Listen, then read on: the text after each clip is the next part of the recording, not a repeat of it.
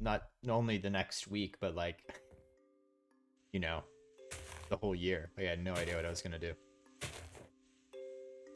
So a big part of what I had to figure out in recent time was like, okay, let's at least figure out what I'm gonna do this year. And I think that's like the bare minimum. I think just to be a healthy human being is just kind of know what you're about, what you're gonna be doing for the next year out.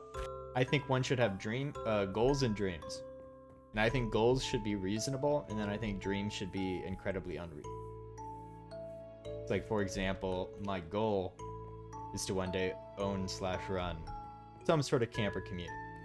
Because I think that's actually fairly reasonable. I'm not going to do it in the next 10 years. Like one day I'll have the means and the experience to do something at least tangential. It's reasonable. It's possible. But then you have dreams, which are, I think, should be completely unreasonable. Like my dream is to one day have a week-long party with everyone I've ever known. My dream. That'd be great. That's like when I think of the one thing I'd want, that's that. But again, with the idea that like the goals are the thing you're gonna try to achieve and are reasonable can achieve, whereas the dream is like so unreasonable that you don't get your hopes up too much for it to happen. Because I do think a big part of achieving like superficial, or not even superficial, like career or like life goal pursuits is also like pursuing smaller things like physical health and sort of spiritual cultivation. There's this idea of like, what point do you reach where you go, oh, now I can be happy about it? Or like, you know, where's the point where you go, oh, I've made it, I've done it? And because especially with like physical health, there isn't really that point. You might have a weight goal, but then you have to maintain that weight goal, or you might have a muscle gain, but then you have to maintain that. Like, there's always more. Yeah, that's what I'm saying.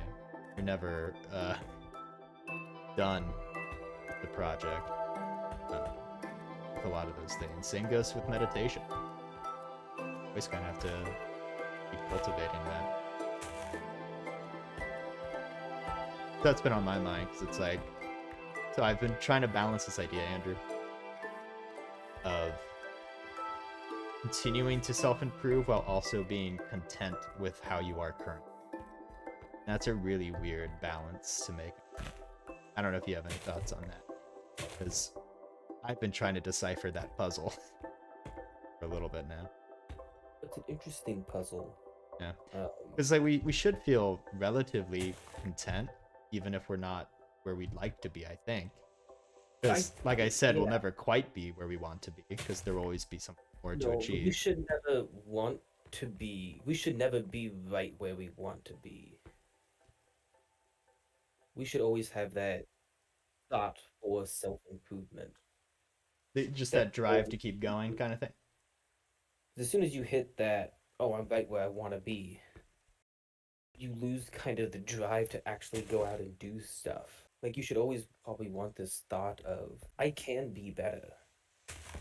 Like, I'm here, I'm comfortable here, I'm doing okay here. Mm. But to then actually say, but I could be better. But contentment's not everlasting. Can you be content with where you're at? Can you be okay with that? And once you're okay with it, are you okay moving on from that? But some people get stuck there because they're content. They like to sit on their front porch and just look out at the view. And they don't want to get up and keep moving, keep building, keep progressing because they're content here. What if they start moving and they're no longer content? It's hard to go back. Like, I could go outside right now, stand on top of the stairs, and I can wait a couple hours, I can see the sunrise rise up behind the castle, and I can be content with where I'm at. But I'm still going to want to keep trying to progress forward in my career and in my lifestyle to keep contentment going, because if I stay there too long, I'm gonna lose sight of the castle and the sunrise and just be like, look, it's another day, let's get it done. You're saying if we just sit around content all day, eventually we lose the beauty of that. Like you Huh. don't know you're finished. You don't know you can stop and look and take a breath and drink water, sit down, relax until you've ran up this 4 mile hill. It goes back to I think it was a freshman year mission trip. Mhm. Um, Change is life, stagnation is death. Stagnation is death. You get hit with something so hard sometimes, and you're just like, I'm just gonna stay right here because that didn't feel good, and I don't want to feel that again. And then you think of that quote. I think of that quote like, change is life, stagnation is death. It may be fine to stay here, but I can't. That's progress, really. I think, yeah, it shows that, but it shows progress. I think it shows progression. I also think it shows a level of maturity. Can you elaborate on the maturity bit? Do you mean like maturity of I don't know, like when you're a kid, you get upset when Christmas is gone or when summer ends, that kind of thing?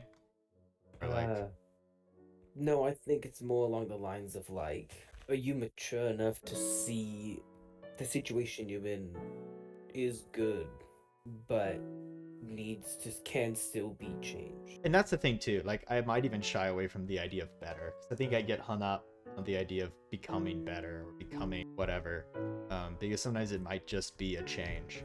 You're not Yeah, I mean, you're pretty better great. or worse. Not gonna lie. Thank you. Uh, You find out you're maybe too comfortable. Maybe it's yeah. time to try something new to challenge yourself. I mean, I think that was along the lines of like, Spiritual growth. if you're too comfortable, you're scared to move. Maybe it's time to change.